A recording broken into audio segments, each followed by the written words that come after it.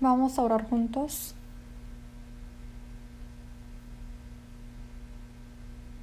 Dios Padre que nos ama, Santo y misericordioso, nuestro Padre Dios, con tu sangre preciosa nos salvaste, y el tiempo que tú has permitido, queremos predicar tu evangelio, hacer servicio en la iglesia y vivir obedeciéndote. Te agradecemos por toda esta gracia de protegernos. Realmente somos tan débiles y nos falta mucho, pero tú quien encargas nuestra debilidad y siempre nos aferras con tu mano misericordiosa y nos guías. Te agradezco, te agradecemos. En este tiempo hemos reunido los redimidos juntos ante tu palabra para aprender tu palabra, para alabar tu gracia grande, y te agradecemos por permitir alabarte. En este tiempo también, Señor, estás con nosotros y cuidas a cada uno y nos aferras con tu mano misericordiosa y nos das la gracia más abundante, y con el poder del Espíritu Santo aférranos, Señor. Todas las iglesias que hay en Corea, también en el extranjero, hay muchos hermanos quienes están guardando su fe aún en las dificultades. Señor, abúndeles con tu gracia y con tu mano de poder. Aférralos para que los llenes carnal y espiritualmente.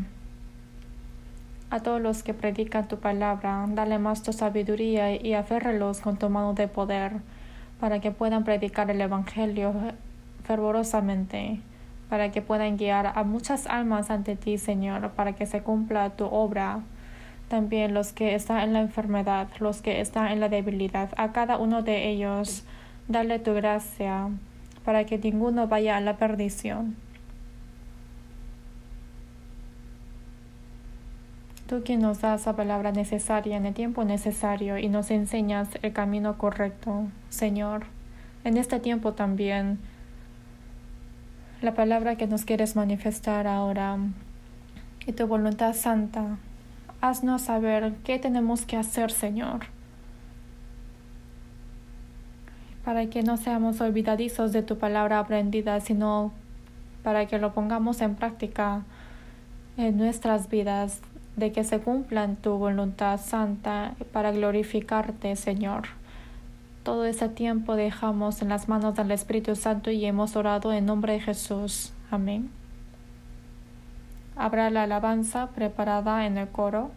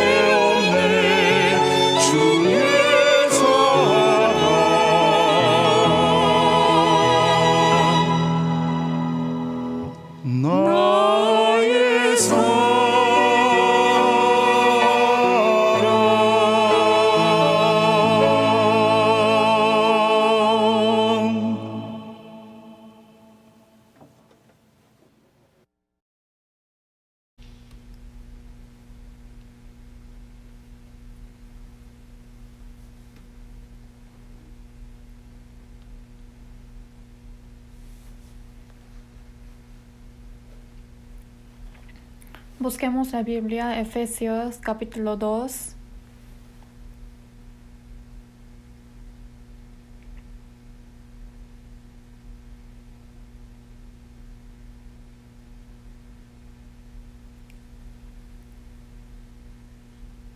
Efesios capítulo 2, versículo 11 al 13.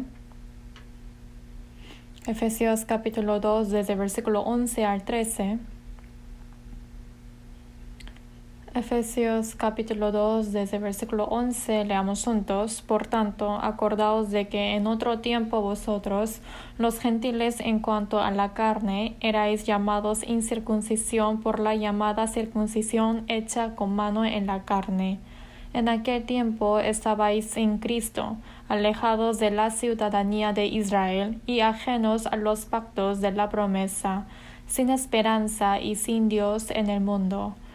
Pero ahora, en Cristo Jesús, vosotros que en otro tiempo estabais lejos, habéis sido hechos cercanos por la sangre de Cristo. Y versículo 19, leamos juntos, versículo 19, así que ya no sois extranjeros ni advenedizos, sino conciudadanos de los santos y miembros de la familia de Dios. Hasta aquí.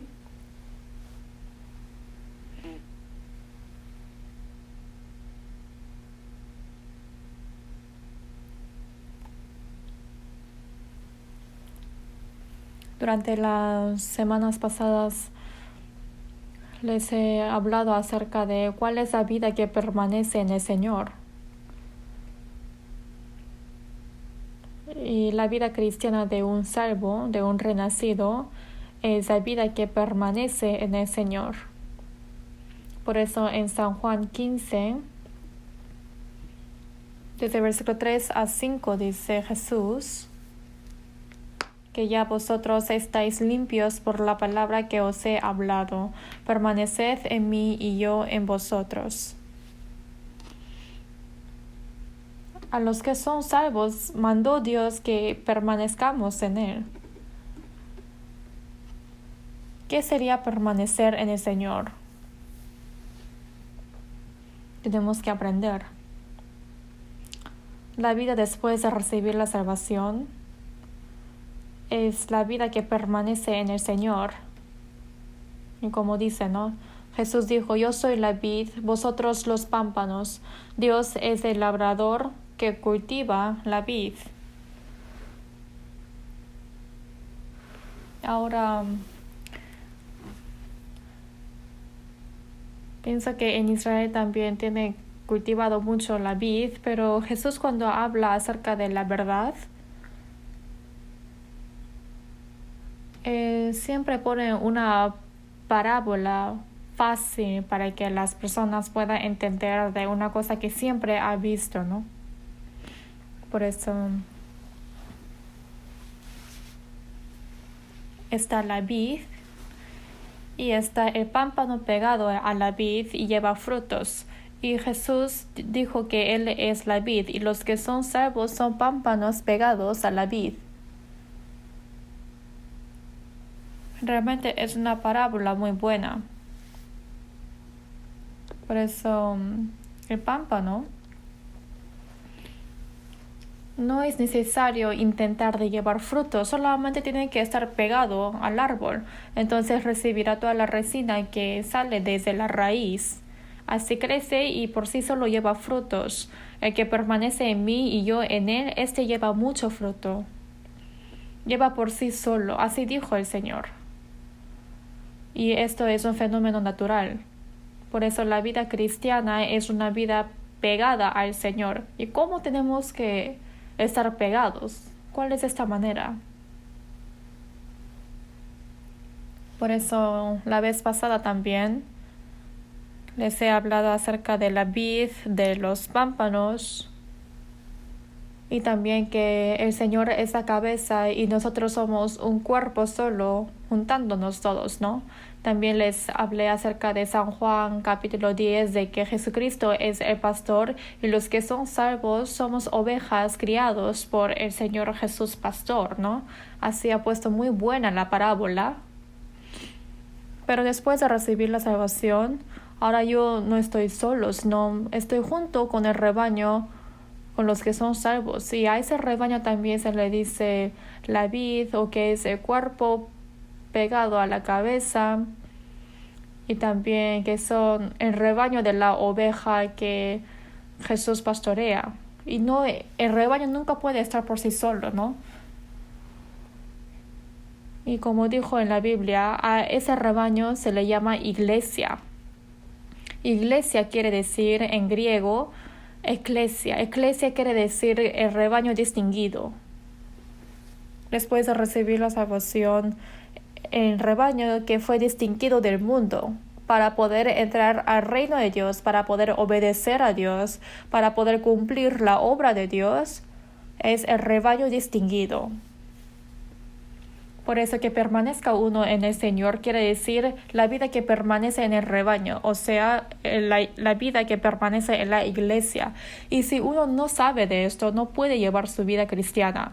Después de recibir la salvación, la primera cosa que uno debe hacer es que no solo yo fui salvo, sino también existen hermanos que tienen la misma fe, que tienen el mismo amor del Señor y que tienen la misma esperanza, que así fueron salvos y así llevamos la vida cristiana juntos. Es ese rebaño.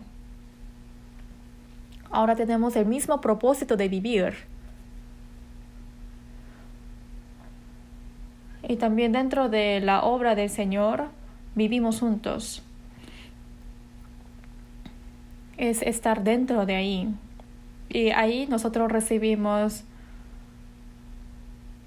la vida abundante y la gracia abundante. Y dentro de ahí también recibimos el aprendizaje del Señor. También el amor abundante experimentamos y ponemos en práctica el amor. Y dentro de ese rebaño compartimos la comunión, pero esa comunión no es humana, sino como dice en 1 de Juan 1:3, para que también vosotros tengáis comunión con nosotros, y nuestra comunión verdaderamente es con el Padre y con su Hijo Jesucristo. Realmente es una expresión muy hermosa y una maravilla. Por eso, que uno esté en el rebaño, la comunión y la vida es la vida cristiana. Como uno recibió la salvación, entonces por sí solo va a llevar muy bien su vida cristiana y que hará buenas obras ante el Señor. Esto no tiene sentido. Si el pámpano no está pegado a la vid, entonces no puede hacer nada. Si no estamos en la iglesia del Señor, seremos secos como el pámpano caído. También hay palabras así. Por eso en la semana pasada les hablé acerca de 1 de Corintios capítulo 12, desde el versículo 12 a 13, que dice: todos los miembros del cuerpo, siendo muchos, son un solo cuerpo, así también Cristo. También dice lo mismo en Romanos 12, versículo 5. Ahora, nosotros quienes somos salvos, en el mismo Espíritu Santo fuimos uno. Y teniendo al Señor que es la cabeza, y a través de Jesús, a través del Señor recibimos la gracia divina de Él, aprendemos su palabra y según el mandato de la cabeza, como el cuerpo actúa, igual a través del Espíritu Santo nos hace conocer la voluntad de Él. Y también tenemos la fuerza que puede actuar según el mandato de la cabeza. Si la cabeza manda, entonces el cuerpo se mueve según el orden. Y nos hace así conocer la voluntad del Señor y nos da el deseo y la fuerza de actuar.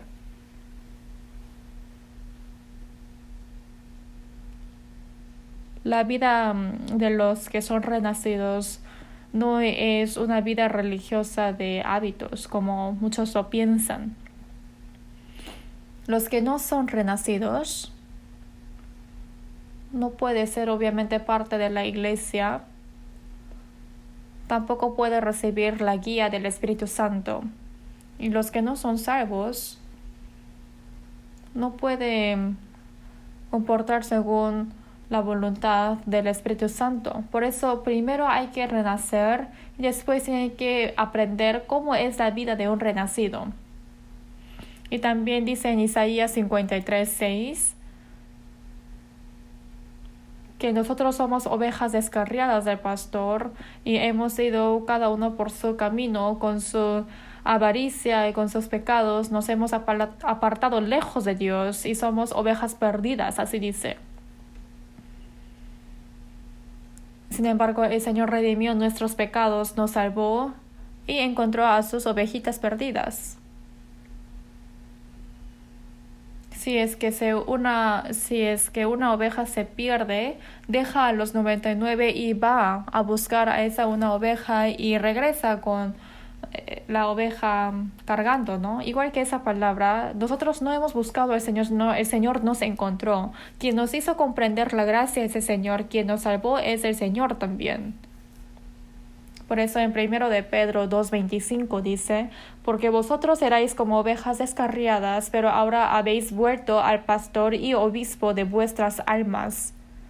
Ahora nosotros ya no somos ovejas descarriadas, sino hemos vuelto al pastor y obispo que es el Señor. El Señor es nuestro pastor que nos pastorea y el pastor apacienta a sus ovejas, protege y guía, hace ese trabajo.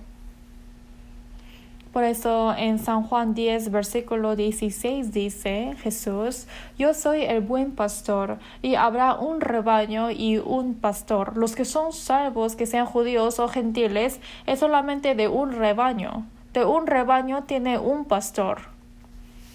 Así dice. Y esto realmente no es un cuento divertido, sino es la realidad. Nosotros somos ovejas pastoreadas por el Señor y el Señor es nuestro buen pastor y nos protege, nos apacienta y nos ayuda. Hay que conocer de esta verdad. Hoy día vamos a aprender qué es la vida que permanece en el Señor. Un poco más aprendamos. En Efesios capítulo 2, versículo 11 dice acerca de que la iglesia de Éfeso, ellos eran gentiles, ¿no? Los que fueron salvos. Y apóstol Pablo recibió la salvación siendo un judío, pero la iglesia de Éfeso, siendo gentiles, recibieron la salvación escuchando el evangelio a través del apóstol Pablo.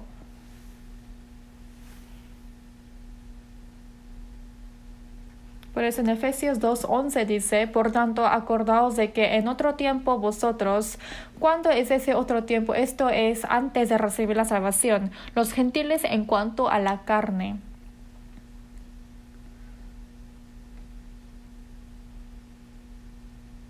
Gentiles no se refiere que son carnales, no. Ellos fueron escogidos como gentiles y los judíos fueron escogidos por Dios como judíos. Por eso se divide los judíos y los gentiles, pero esto solamente es un problema carnal. No quiere decir que porque son judíos todos son salvos, porque sean israelitas no quiere decir que son salvos. En sí, Dios escogió a las israelitas de especial para que sean su pueblo, pero es para mostrar quién es Dios, es para mostrar su poder y también es para que muestren que los que obedecen a Dios, qué bendición recibe y qué maldición recibe si desobedece. A través de la historia de Israel nos mostró con su palabra. Pero en vez de que los israelitas obedecieron, han desobedecido más. Y al final, ¿qué hizo Dios? En sí, ellos han rechazado a Jesucristo y mataron a Jesús y por eso fueron esparcidos por todo el mundo y durante 2000 años recibieron el genocidio y la matanza por ser echados fuera de su país.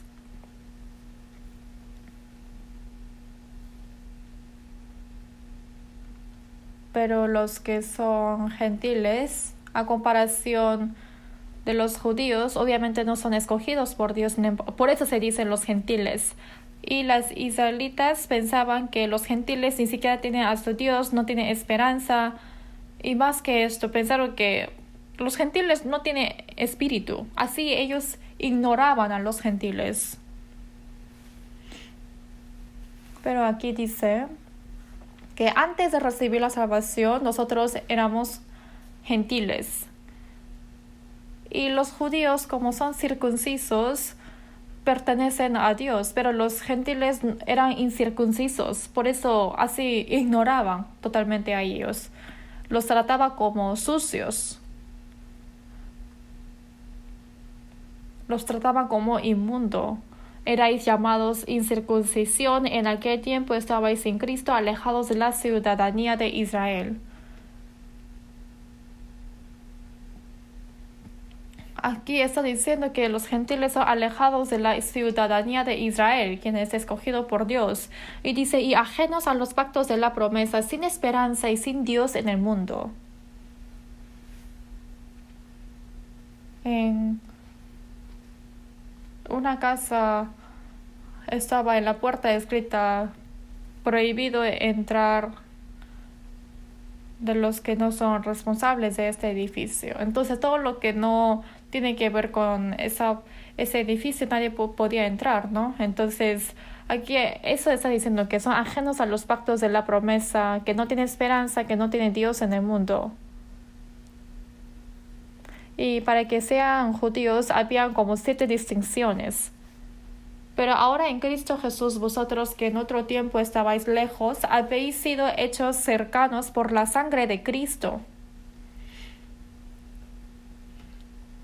Dice, en Cristo Jesús habéis sido hechos cercanos por la sangre de Cristo. Ahora ya no hay discriminación entre gentiles y judíos. Y en versículo 19 que dice, así que ya no sois extranjeros, sino conciudadanos de los santos. Aquí está diciendo que ya no sois extranjeros, ¿no? Sino conciudadanos de los santos y miembros de la familia de Dios. Que llame santo se refiere a los que son salvos.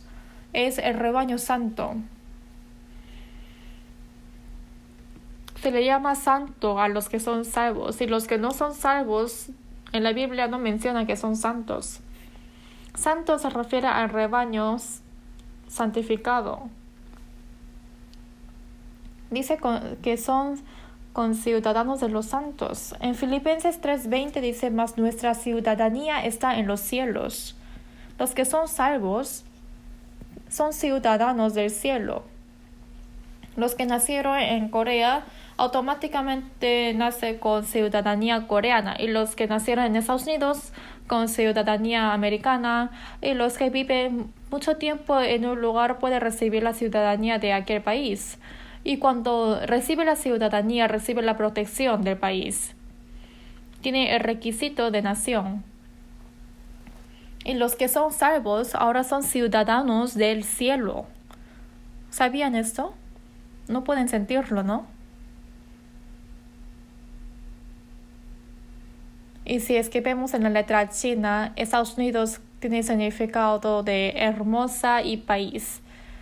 Entonces, no sé si realmente Estados Unidos es un país hermoso. Yo he ido más de 40 veces a Estados Unidos. Y realmente sí, es un país muy fuerte, muy rico. Y seguramente sí es un país hegemón. Pero no es tan hermoso. Quizás la naturaleza puede ser muy hermosa, pero no llamamos hermosura a esas cosas. Pasa igual que en Corea. Viviré en Seúl, en hermoso Seúl. Así de hermoso es Seúl. Yo cuando vivía en un pueblo, cada vez que subía a Seúl, y desde ese momento que llego a Seúl sentía que el aire es muy sucio y no podía respirar bien, y rápido quería regresar a mi pueblo. Pero ya después pasó mucho tiempo que estoy viviendo en Seúl y ya no siento, ¿no? Pero en sí Seúl no es tan hermoso. Sí, hay muchos edificios altos, hermosos, bonitos, y cuando viene la noche, miren esas luces tan resplandecientes. Sí, parece que es muy hermoso. Pero más que eso, nuestra vida tiene que ser feliz, bueno, y tiene que haber cosas preciosas para que sea hermosa, pero no siempre somos así, ¿no? Pasa igual que en Estados Unidos. Por eso realmente el hermoso paraíso es decirlo, ¿no?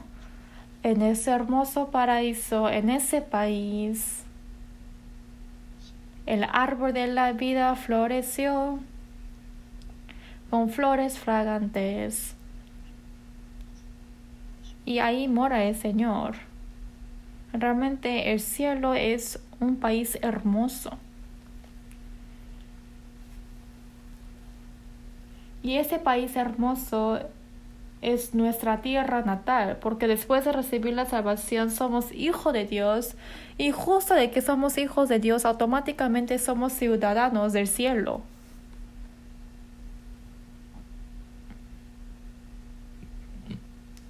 Todos estamos registrados del cielo y estamos escritos en el libro de la vida y ahora somos ciudadanos del cielo.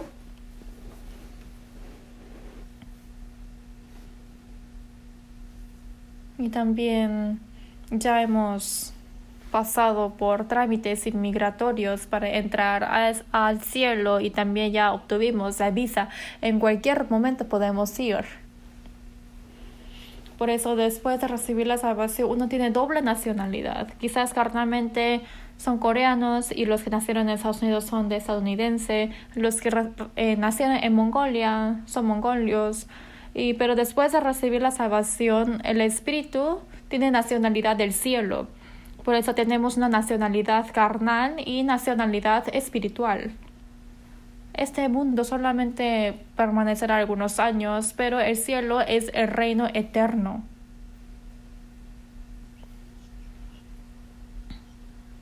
En la iglesia de People Church en Toronto, Canadá, hay un pastor llamado Oswaldo J. Smith y hay un libro muy famoso que él escribió. Y es un libro que yo siempre me acuerdo que se llama El país que más amo. Es el país que más amo, ¿no? Yo también amo más a ese reino.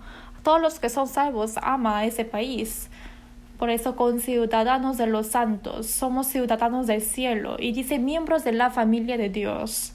Esta expresión realmente es muy hermosa. Nosotros somos ciudadanos del cielo.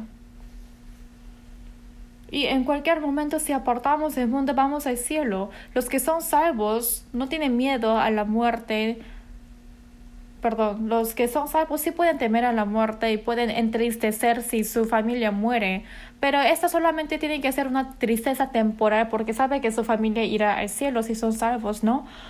Pero realmente que los cristianos mueran, realmente esto es algo mucho...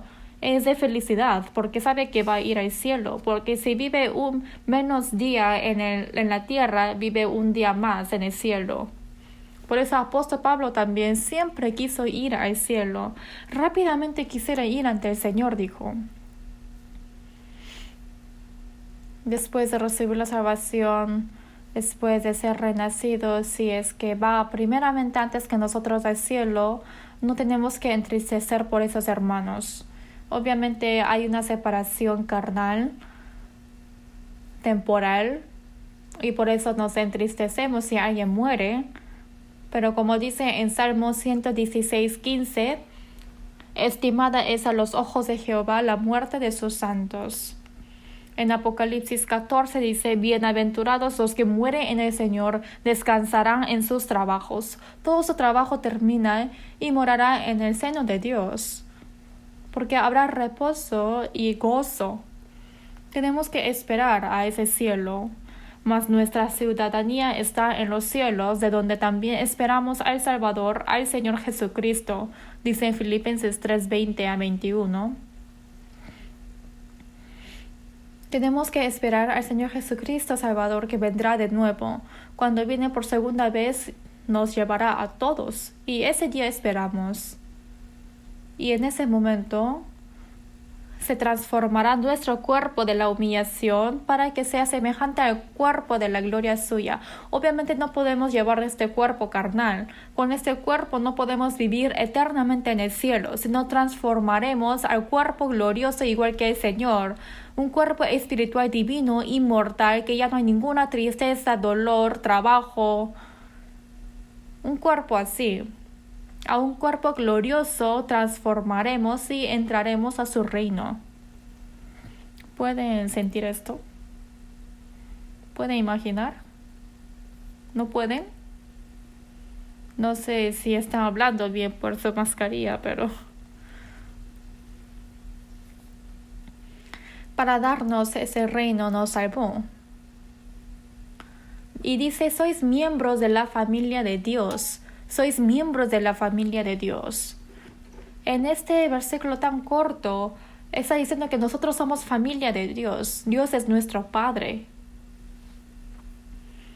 Jesús tampoco se avergonzó de llamarnos hermanos. Somos hermanos. Somos familia de Dios. Los que nacieron en una casa de rey va a ser realeza, ¿no? Y nosotros somos hijos de Padre Dios que creó el universo. Vosotros pues oraréis así: Padre nuestro que estás en los cielos.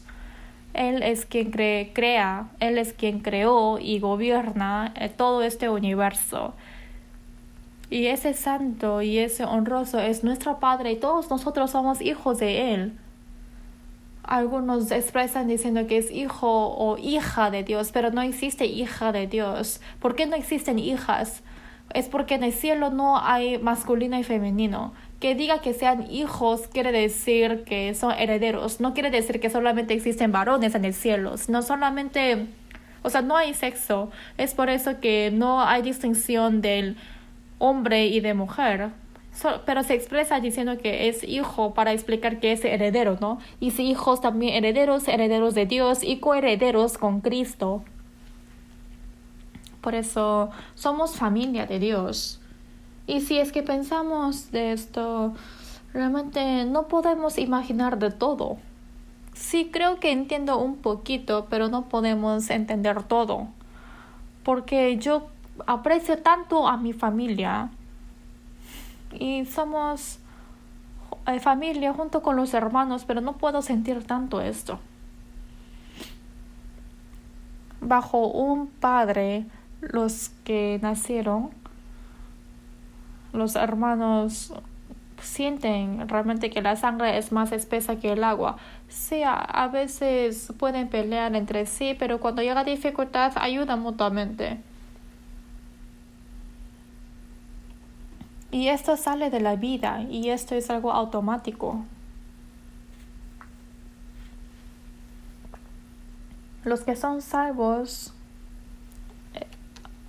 son hermanos, recibieron la misma sangre de Jesús, por eso son hermanos bajo un mismo Padre. Pero mientras que uno vive en este mundo, siente que su hermano carnal es mejor que el hermano de la iglesia. ¿Y por qué no sentimos tanto amor entre los hermanos como los hermanos carnales? Tenemos que amar a nuestros hermanos. Como dice en San Juan 13:34, un mandamiento nuevo os doy, que os améis unos a otros, como yo os he amado, que también os améis unos a otros. Como el Señor nos amó, realmente nos ama tanto el Señor que dijo: como el Padre me ha amado, así también yo os he amado. Permaneced en mi amor. Amamos tanto. El Señor nos ama tanto como el Padre amó a su unigénito. De esta forma Jesús nos ama. Por eso en 1 de Juan 3:16 dice que Dios nos amó tanto de esta manera. Por eso es correcto que amemos unos a otros. En esto hemos conocido el amor, en que Él puso su vida por nosotros, también nosotros debemos poner nuestras vidas por los hermanos. El Señor dio su vida por nosotros y nos salvó, por eso tenemos que amar tanto a los hermanos. Dice que tenemos que amar hasta dando nuestras vidas por los hermanos. Esto es algo obvio y esto es algo natural, no es algo en especial. Por eso no amemos de palabra ni de lengua, sino de hecho y en verdad. Hay muchas palabras así. Pero quizás uno no puede sentir en absoluto de esto. Para mi familia, para mis padres, para mi esposo, para mi esposa, o para mi hijo, hija, para mis hermanos, sí tengo mucho cariño automáticamente, porque está conectado con la vida. Pero los hermanos de la iglesia en sí son uno por la sangre más preciosa del Señor, pero no lo sentimos tanto así. ¿Por qué pasa esto?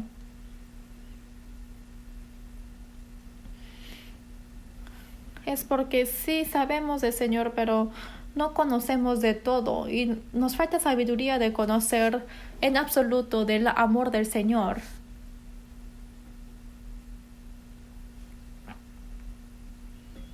Por eso, de repente yo pensé, ¿no? ¿Qué pasa si vamos al cielo? Cuando vayamos al cielo, uno dirá, ¿no? Reúnanse aquí toda familia de tal. Y así van a buscar a su familia como buscando la familia separada.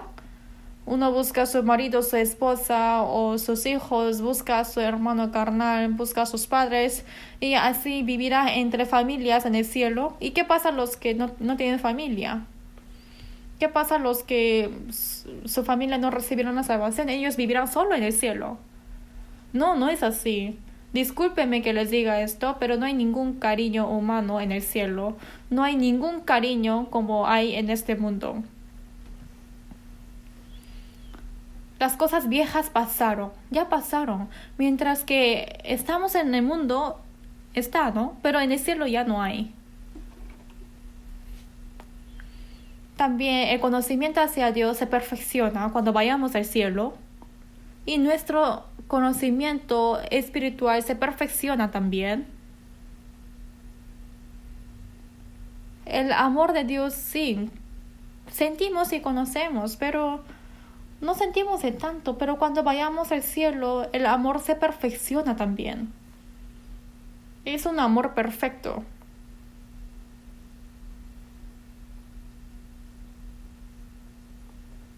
Busquemos 1 de Corintios capítulo 13. Busquemos 1 de Corintios capítulo 13, versículo 9. Leamos juntos, porque en parte conocemos y en parte profetizamos.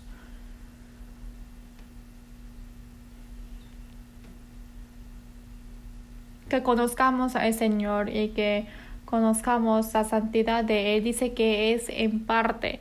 En parte conocemos, quiere decir que solamente conocemos una parte de la parte más pequeña.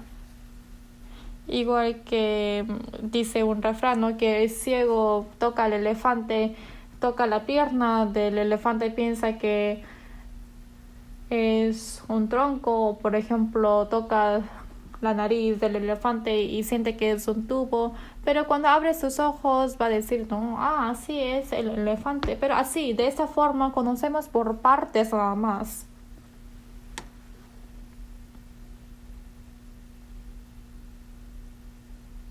Que prediquemos la palabra también. No podemos predicar algo perfecto, sino por parte y por parte predicamos. En versículo 10 dice, mas cuando venga lo perfecto, entonces lo que es en parte se acabará. Lo perfecto quiere decir que cuando uno recibe la salvación y va creciendo en la fe, el conocer y el creer va creciendo. Es diferente lo que conoce un niño y lo que conoce ya un mayor, ¿no?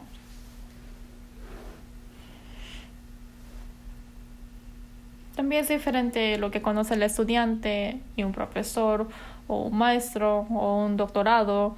Es diferente el conocimiento, pero no quiere decir que pueden ser perfectos. No hay ningún hombre que tiene el conocimiento perfecto. Pero si es que yo escucho a las personas que se dicen ser inteligentes, hay cosas absurdas. Me gustaría que dejen el tema si no lo saben bien, pero empiezan a inventar las cosas y empiezan a enseñar, pero eso no es correcto. Por eso el conocimiento humano realmente es tan imperfecto. Solamente es parte de una parte muy pequeña.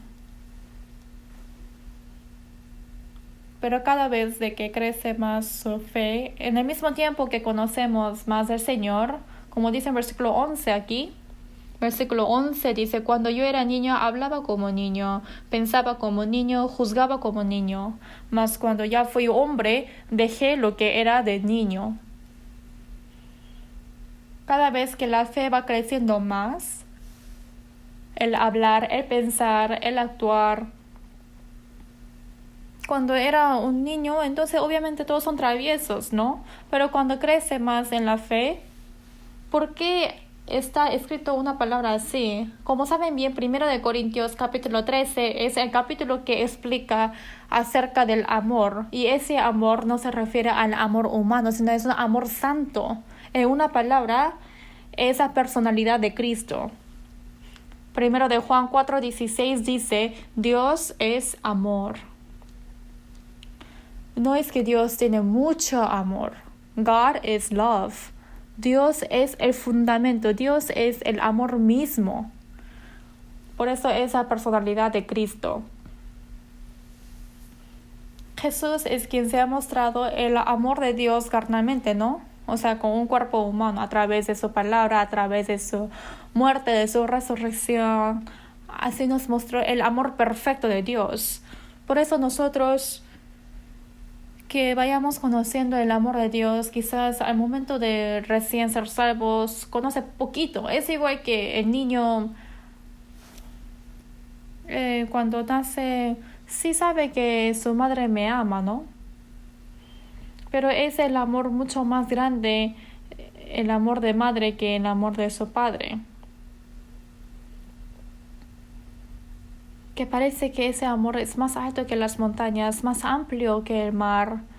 Sí, uno puede cantar así, pero cuando va a su casa, ¿comporta bien? ¿Se comporta bien?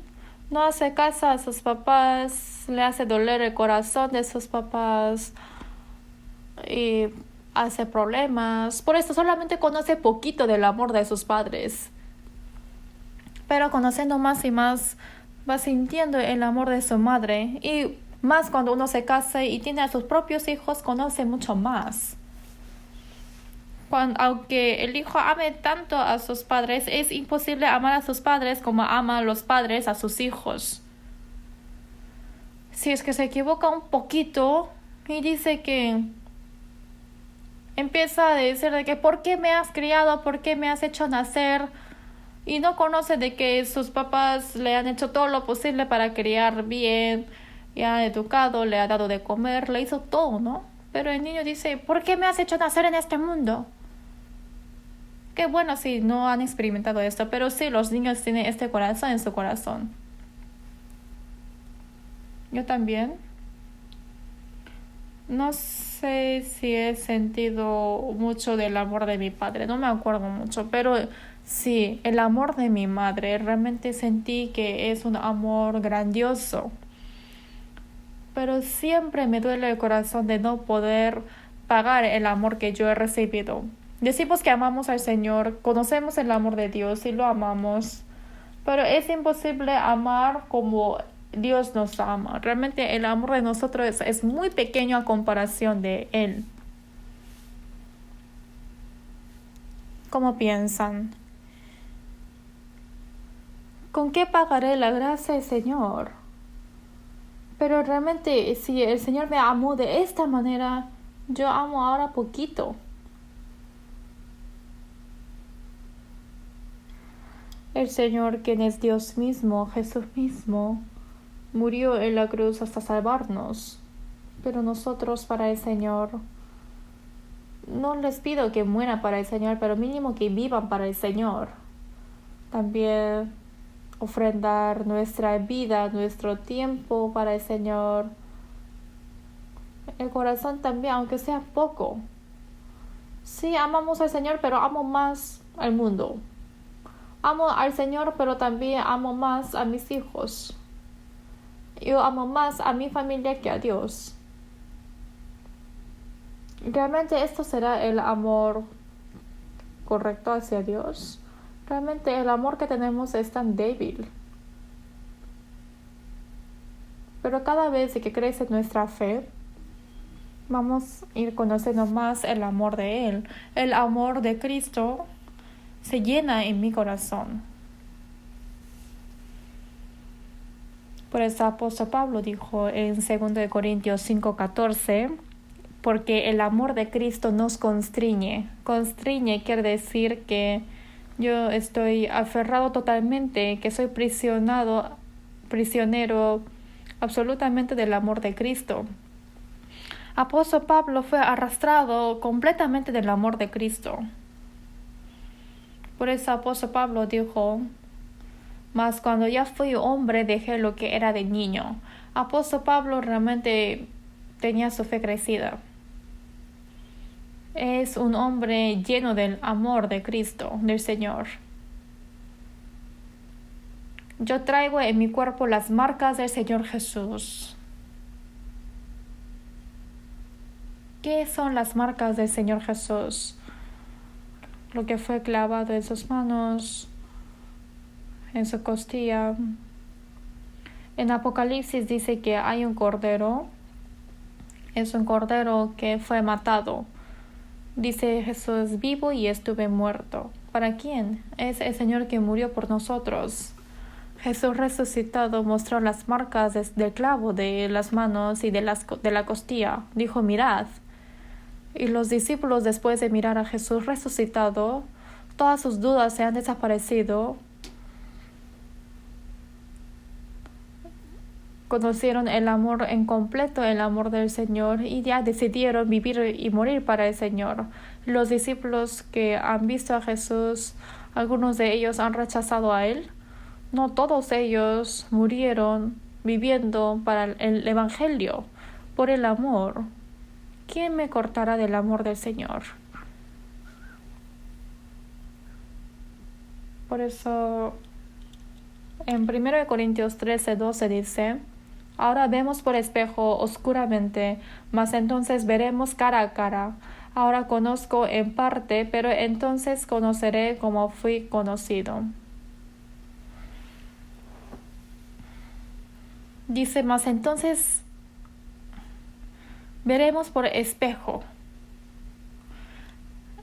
Y esta palabra fue escrita más de 1900 años, pero el espejo de aquel entonces era un cobre. El espejo estaba hecho de cobre y tenía que limpiar cada rato el cobre y tenía que ver su cara reflejado, pero no se veía muy bien el espejo como de hoy día. No es un espejo bueno como de hoy en día. Pero dice, ahora vemos por espejo oscuramente. Pero ahora sí se ve el espejo muy bien, ¿no? Pero dice que aquel momento era oscuro el espejo, mas entonces, ¿cuánto es ese entonces? Cuando veamos al Señor Jesús, mas entonces veremos cara a cara. Vamos a aprender del Señor perfectamente. Ahora solamente aprendemos de Jesús a través de la palabra, conociendo poco a poco y pareciéndonos poco a poco al Señor.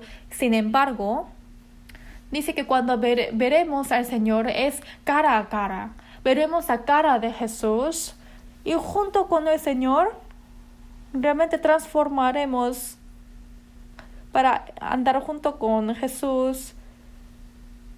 Y dice que ahora conozco en parte, o sea, ahora solamente conocemos de parte de Jesús. Pero entonces conoceré como fui conocido. Ahora conocemos poquito a Él. Pero cuando llegue ese día, conoceré al Señor como el Señor me conoció. ¿Yo me conozco? No, poquito nomás. Pero en San Mateo 10:30 dice que pues aun vuestros cabellos están todos contados. Ni sé contar mis pestañas, pero que Dios cuente todos mis cabellos quiere decir que no hay nada que no sabe de mí.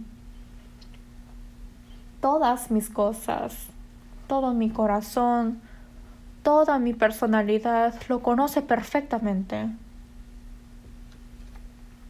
Como el Señor me conoció, yo también conozco a Él cuando lo veo en el cielo.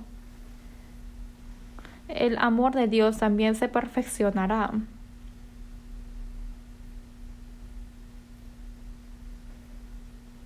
Yo hoy día en la madrugada me acordé de esa palabra y no podía dormir.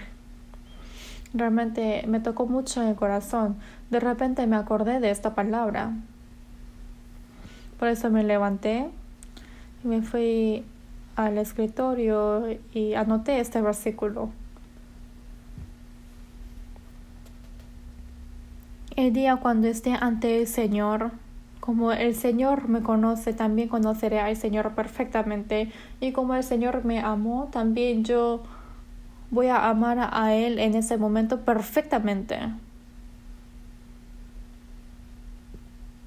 El amor humano terminará.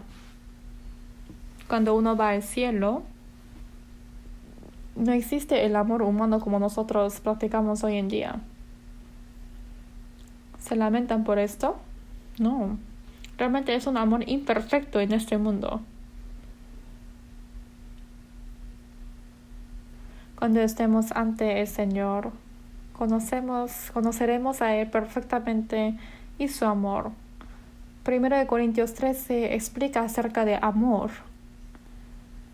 Y nosotros hemos conocido y creído en el amor que Dios tiene para con nosotros. Dios es amor.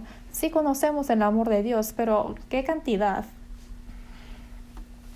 San Juan 21:15, después de que Jesús resucitó, dijo a Pedro: Simón, hijo de Jonás, ¿me amas más que estos?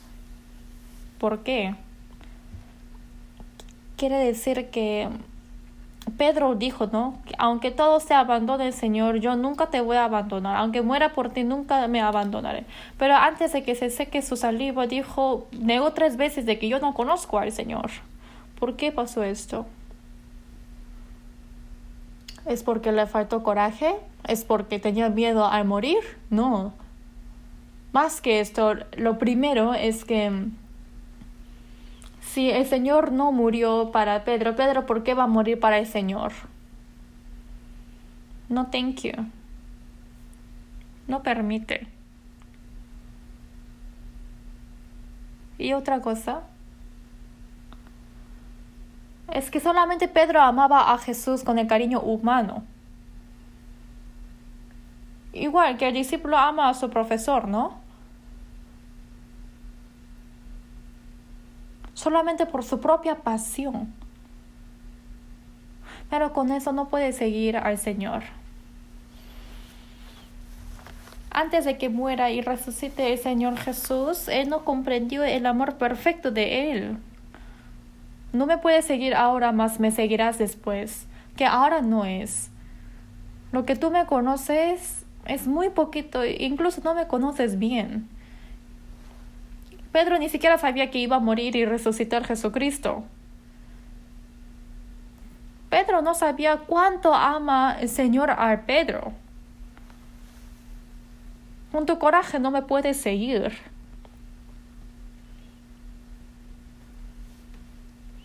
Después de resucitar, ahora sí, Pedro dijo, ahora sí yo te amo, Señor. Incluso aunque negó 3 veces y maldijo a Jesús, pero aún así Jesús perdonó a él porque conoció su amor. Ahora más que otros yo te amo, Señor, más que mis padres, más que mis hijos, más que cualquier cosa en este mundo, más que su vida propia, amo más a ti, Señor. Sí, Señor, tú sabes que te amo. Así dijo Pedro. Ahora el Señor sabe cuánto ama Pedro al Señor. Ahora sí, Pedro estaba dispuesto a morir para el Señor. Jesús dijo que qué vida tendrá Pedro. Pero era suficiente que predique el Evangelio. ¿Por qué tenía que morir Pedro? Pero el Señor, ¿qué dijo? He muerto por ti, por eso tú tienes que morir por mí. Yes. Dijo, sí. Él murió en Roma en la cruz al revés, ¿no? Predicando el Evangelio. Apóstol Pablo también, toda su vida predicando, fue degollado y muerto, arrastrado en Roma. ¿Por qué?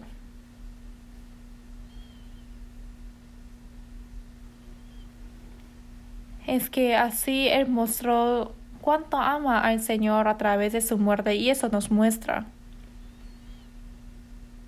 Quizás no podemos sentir todo esto por ahora. Ni siquiera morir para el Señor, vivir para el Señor, ¿no? Yo vivo para mí, sí, amo al mundo, pero también amo al mundo. Sí, vivo pero para el Señor, pero vivo para mí. Sí, obedezco al Señor, pero también obedezco otras cosas, adorando a Dios, adorando a mi riqueza, está de aquí y de allá, dando vueltas. Así de imperfecto es nuestra fe. Pero cuando la fe crece, poco a poco, como el Señor me ama, yo también puedo amar a Él.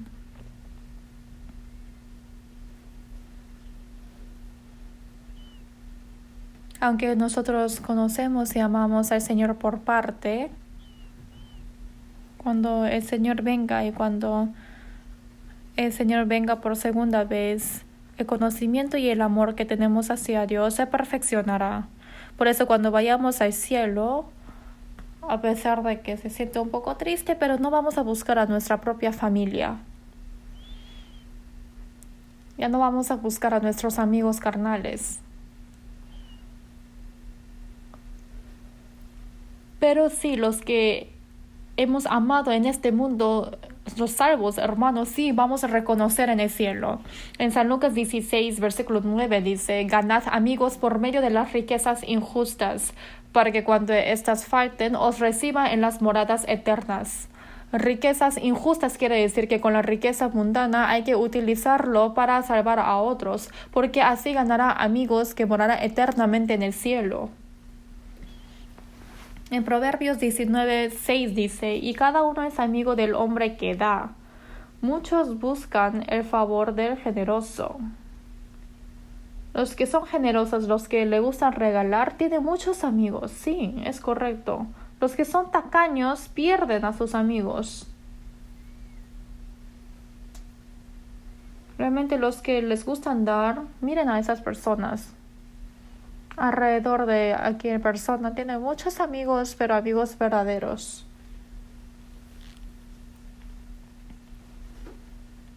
No tenemos que ganar amigos mundanos, sino amigo eterno.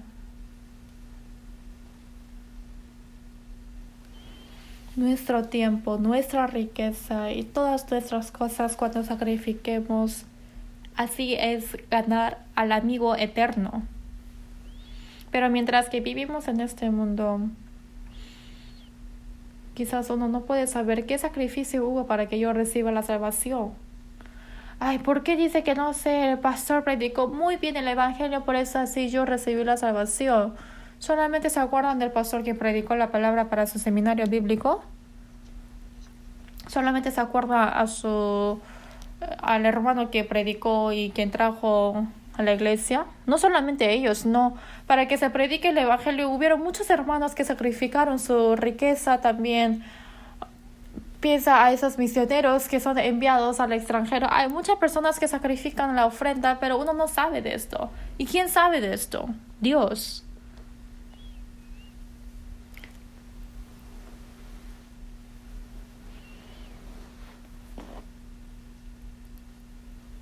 Y en ese día, cuando vayamos al cielo, uno reconoce quién sacrificó para que yo reciba la salvación.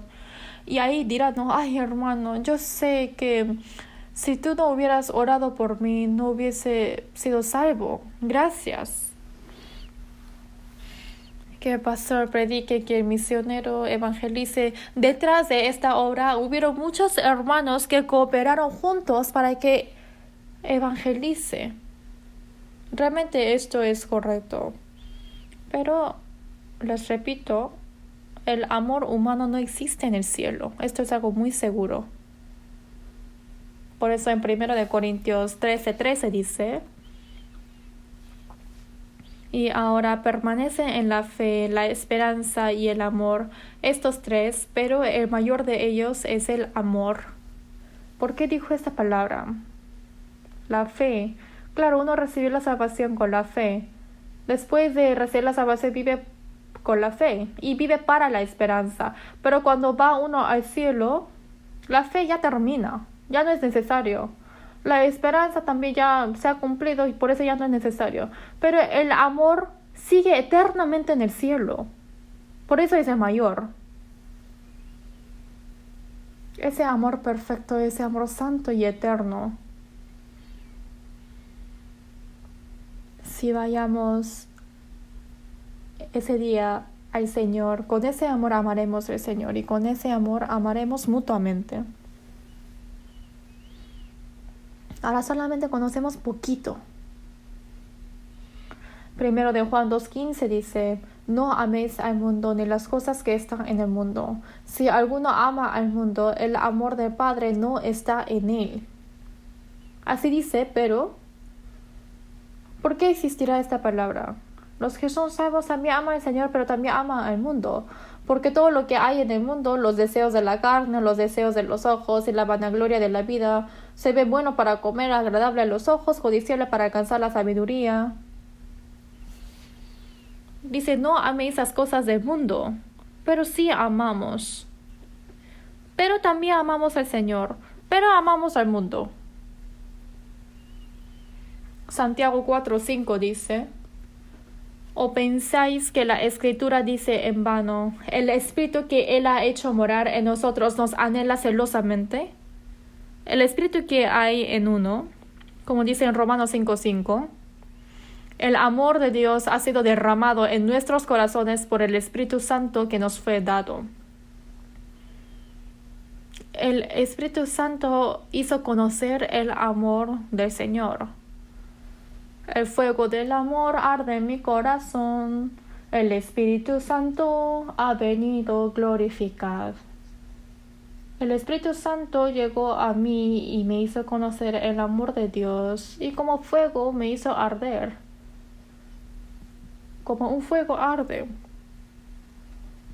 En 1 de Pedro 1:22 dice: habiendo purificado vuestras almas por la obediencia a la verdad, mediante el Espíritu para el amor fraternal, no fingido, amaos unos a otros entrañablemente, de corazón puro. Igual que un fuego tan caliente, ¿no? Cuando conocemos la gracia de Dios y se cumple la verdad en mí y se limpia mi espíritu, desde ese momento el fuego del amor empieza en mi corazón. No hay que apagar este fuego del amor.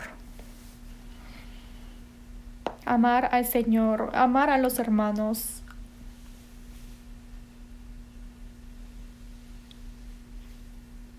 Pero uno tiene dos corazones, de amar al Señor, de amar al mundo. Sí, ama a los hermanos, pero no es tanto hasta dar su vida.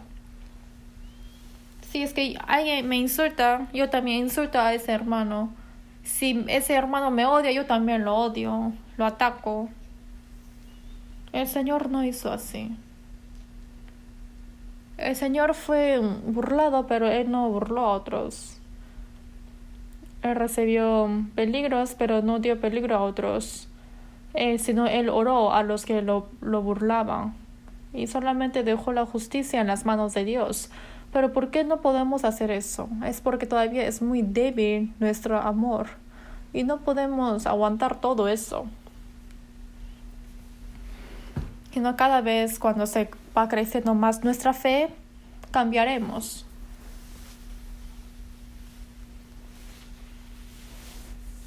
Y así cuando crece más y más la fe y cuando estemos ante el Señor, seremos como Dios. El conocimiento del Señor también se perfeccionará. El amor de amar a Él se perfeccionará.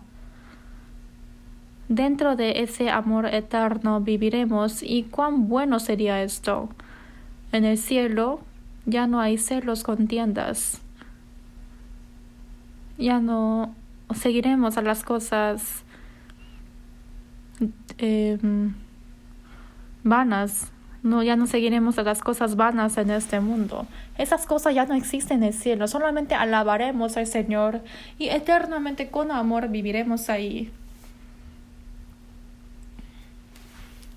Por eso, ¿por qué les digo esta palabra? Dice que somos miembros de la familia de Dios. Somos familia de Dios. Y los que son familia de Dios están conectados con la vida y el amor y la gracia de Dios.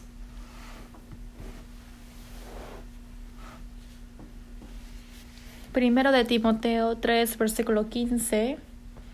Busquemos. Primero de Timoteo capítulo 3, versículo 15. Busquemos.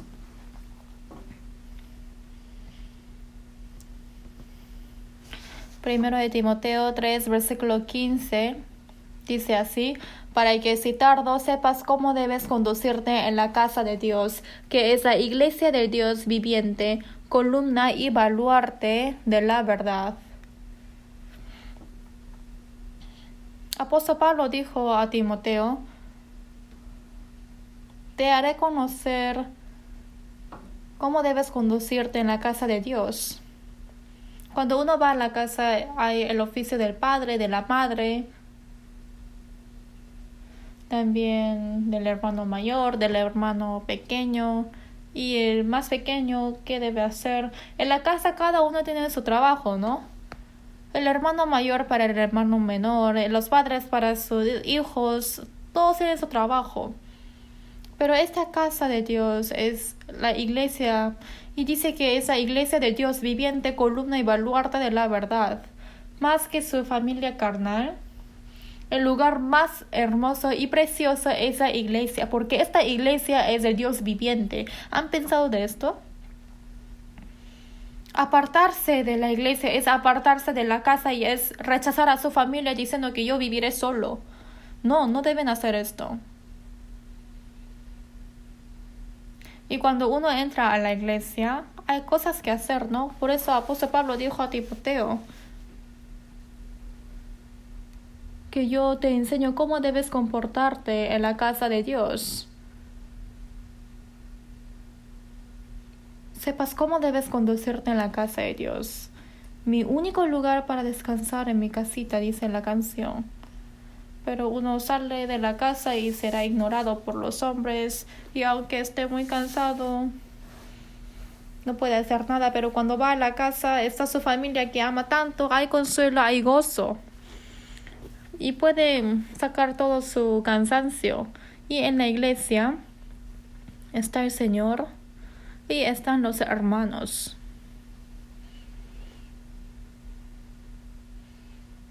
Esta iglesia es la iglesia de Dios viviente, columna y baluarte de la verdad. Hay que conocer cuán hermoso es la iglesia. Busquemos Hebreos capítulo 3. Busquemos Hebreos capítulo 3. Versículo 6. Hebreos capítulo 3, versículo 6. La razón que les pongo en la pantalla es para los que no pueden buscar rápidamente la Biblia. Pero si es posible, es mejor buscar su propia Biblia. Dice así, capítulo 3, versículo 6: pero Cristo como hijo sobre su casa, la cual casa somos nosotros, si retenemos firme hasta el fin la confianza y el gloriarnos en la esperanza. Moisés fue fiel en su casa, y Jesús dice que fue fiel como hijo sobre su casa. Dice firmes hasta el fin, la confianza y el gloriarnos en la esperanza. Estamos en la casa de Dios.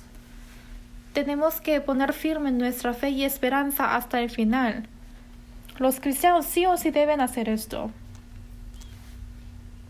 No deben salir de esto. Nosotros somos su casa.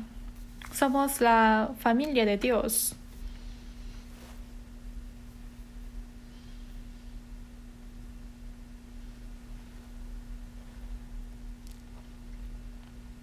Nuestra ciudadanía está en los cielos y nosotros somos familia de Dios. Nunca quiero que olviden de esta verdad. Y nosotros admiramos ese reino, esperamos ese reino. Busquemos Efesios capítulo 2. Efesios capítulo 2, versículo 20. Versículo 20 al 22. Vamos a leer juntos. Edificado sobre el fundamento de los apóstoles y profetas, siendo la principal piedra del ángulo Jesucristo mismo, en quien todo el edificio bien coordinado va creciendo para ser un templo santo en el Señor, en quien vosotros también sois juntamente edificados para morada de Dios en el Espíritu. Aquí dice edificado sobre el fundamento de los apóstoles y profetas. Los apóstoles del Nuevo Testamento y profetas, apóstoles del Antiguo Testamento y profetas del Nuevo Testamento, dice que son edificados sobre el fundamento de ellos, siendo la principal piedra del ángulo Jesucristo mismo. Jesucristo es la piedra y estamos pegados en esa piedra para que podamos edificar una casa. Aquí también hay una parábola nueva en quien todo el edificio bien coordinado va creciendo para ser un templo santo en el Señor. Si estamos edificando una casa, se va edificando pared por pared y después se conecta, ¿no? Podemos ver algunos edificios gigantes y todo ese edificio está conectado entre sí. Todo el edificio bien coordinado va creciendo para ser un templo santo en el Señor. La iglesia de Corea, la iglesia de Estados Unidos, en Europa, en África, en donde estén, el templo que no se ve se va creciendo. En la iglesia de Corea también, ¿no? Iglesia de Seúl, de Gwangju, de Busan, en todas las iglesias en Corea están conectadas entre sí. Tenemos 220 iglesias en Corea y en total tenemos a 78 países, en total 870 y tanto iglesias en el extranjero. Obviamente hay iglesias que no sabemos, ¿no? No es que solamente nosotros somos la iglesia correcta, no es así. Pero el Señor conoce todo, que estamos conectados entre todos.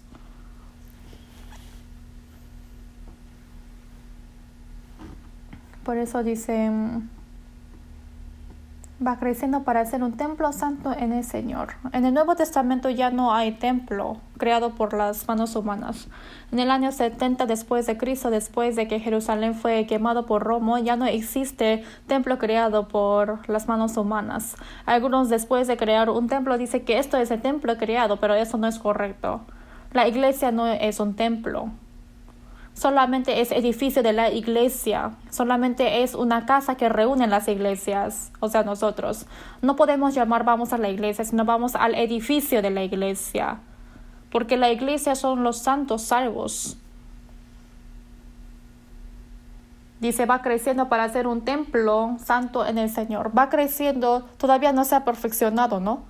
En quien vosotros también sois juntamente edificados para morada de Dios en el Espíritu. Cada vez más aparece obra de salvación y no se ha cumplido el templo de Dios, sino va creciendo, dice. El templo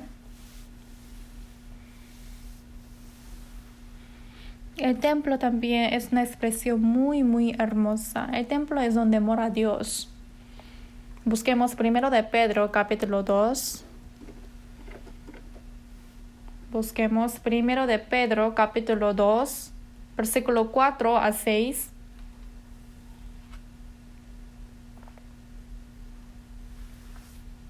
Primero de Pedro, capítulo 2, versículo 4 a 6. Acercándoos a él, piedra viva, desechada ciertamente por los hombres, mas para Dios escogida y preciosa. Nosotros somos desechadas ciertamente por los hombres, mas para Dios escogida y preciosa. Los judíos han rechazado a Jesús, pero los que son escogidos de Dios dice que son piedra preciosa y escogida. Y después en versículo 5 dice, vosotros también como piedras vivas, sed edificados como casa espiritual y sacerdocio santo para ofrecer sacrificios espirituales aceptables a Dios por medio de Jesucristo. Nosotros también como piedra viva estamos siendo edificados como piedra viva. Dios es piedra preciosa y los que son salvos son piedras pegados a la piedra del Señor. Obviamente no puede meterse ahí piedra muerta. Los que no son salvos no pueden ser piedra viva. Por eso se edifica la casa y dice para ofrecer sacrificios espirituales aceptables a Dios por medio de Jesucristo. Dentro de allí está el sacerdocio santo, el sacerdote, ¿no? Nosotros podemos ser templo juntándonos y es el lugar donde uno adora al Señor. Y los sacerdotes que adoran al Señor, todos los que son salvos son sacerdotes que adoran al Señor. Nosotros somos sacerdotes que damos el sacrificio vivo, agradable para Dios. También busquemos Segundo de Corintios, busquemos juntos Segundo de Corintios capítulo 6.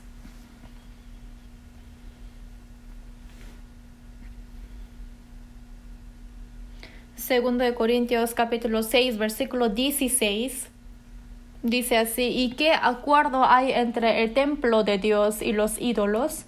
Porque vosotros sois el templo de Dios viviente, como Dios dijo, habitaré y andaré entre ellos, y seré su Dios, y ellos serán mi pueblo. Nosotros somos el templo de Dios viviente. Como dijo Jesús, habitaré y andaré entre ellos. Entre los que son salvos, son el templo de Dios viviente y dentro de ese templo Dios mora y que habita y anda entre nosotros, quiere decir que obra. ¿Dónde está el Señor? Uno encuentra con Dios en una montaña alta orando. No es así. No se encuentra al Señor en el oratorio. No, sino Dios mora entre el rebaño salvo.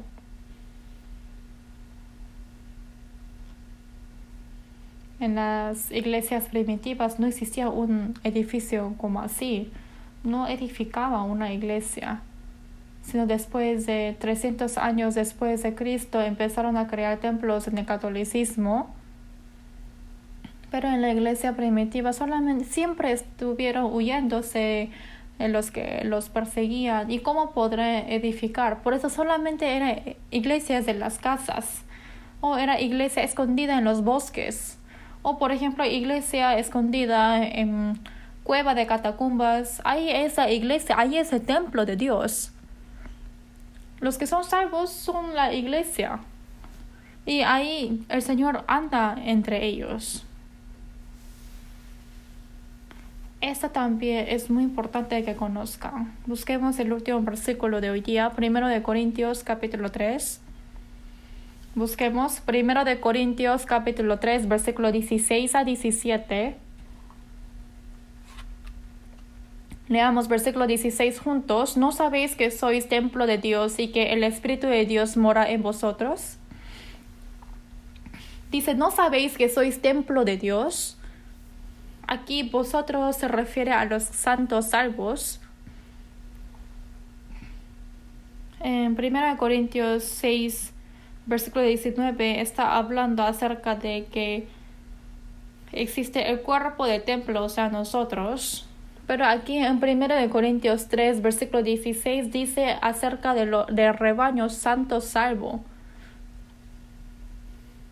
Dice, ¿no sabéis que sois templo de Dios y que el Espíritu de Dios mora en vosotros? Versículo 17 dice, si alguno destruyere el templo de Dios, Dios le destruirá a él, porque el templo de Dios, el cual sois vosotros, santo es. Cualquiera que ensuciare el templo, si alguno quiere decir que, claro, todos son salvos, están en la iglesia, pero hay personas que destruyen y ensucian el templo de Dios. Los que ensucian quiere decir que, por ejemplo, entra doctrinas falsas, herejías, enseña una lección equivocada.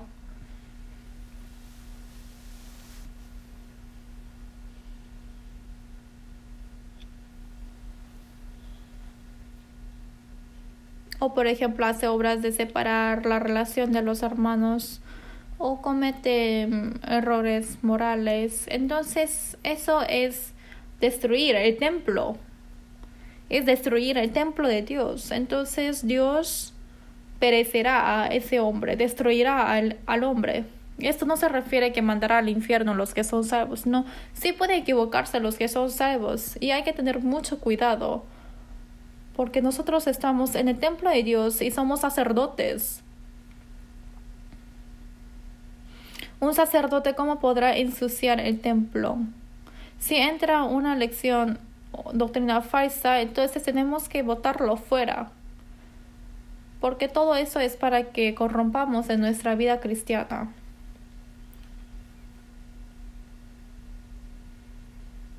Entre los que son salvos se envidian y se odian y así se disparcen el corazón.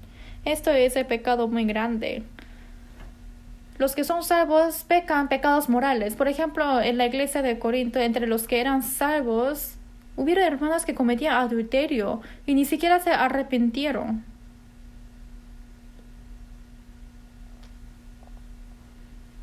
Todo esto es ensuciar el templo. Los problemas morales. Dios sí o sí destruirá a ese hombre. Quiere decir que dará castigo. Nadie sabe qué castigo puede dar Dios.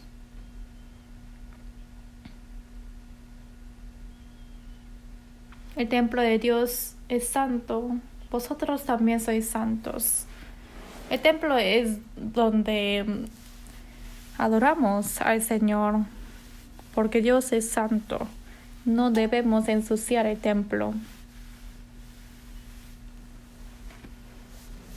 Por eso que estemos dentro del Señor quiere decir que yo soy familia de Dios, porque estamos en la casa de Dios, somos el templo de Dios. Y cada uno de nosotros somos sacerdotes que estamos dentro del templo de Dios. Y obviamente los sacerdotes deben ser santos para obedecer a Dios. Por eso la vida que permanece en el Señor, vamos a aprender esto seguidamente. Los santos salvos no pueden vivir como quieran, sino siempre tienen que estar en el rebaño y es uno de los miembros de la familia de Dios. Es una piedra viva dentro del templo, también es sacerdote. Y juntos tenemos que adorar al Señor, hay que cooperar para predicar el Evangelio juntos. Y quiero que seamos quienes hacemos obra de evangelizar. Vamos a orar juntos. Dios Padre misericordioso, en este tiempo que tú has decidido, entre muchas personas nos salvaste y nos santificaste y nos distinguiste y nos has hecho morar en la iglesia que tú obras. Nos diste tu vida, tu gobierno, también recibimos la protección y ayuda para que podamos vivir obedeciéndote, Señor. Nosotros somos ciudadanos de tu reino y a través de la palabra aprendimos también que somos miembros de tu familia. Señor, ayuda para que podamos adorarte más, amar unos a otros entre los hermanos, para que podamos vivir en tu gloria, Señor. Ayúdanos también para que podamos unificar en tu nombre, para que vayamos siendo más tu templo santo, Dios. Hemos aprendido esa palabra hoy. Ayuda para que nosotros ya no nos apartemos de ti. Y sabemos que no podemos hacer nada apartándonos del rebaño. Ayuda para que podamos vivir siguiendo tu poder y la vida que nos resta, vivamos según tu gloria, Señor. Guíanos. Hemos orado en nombre de Jesús. Amén.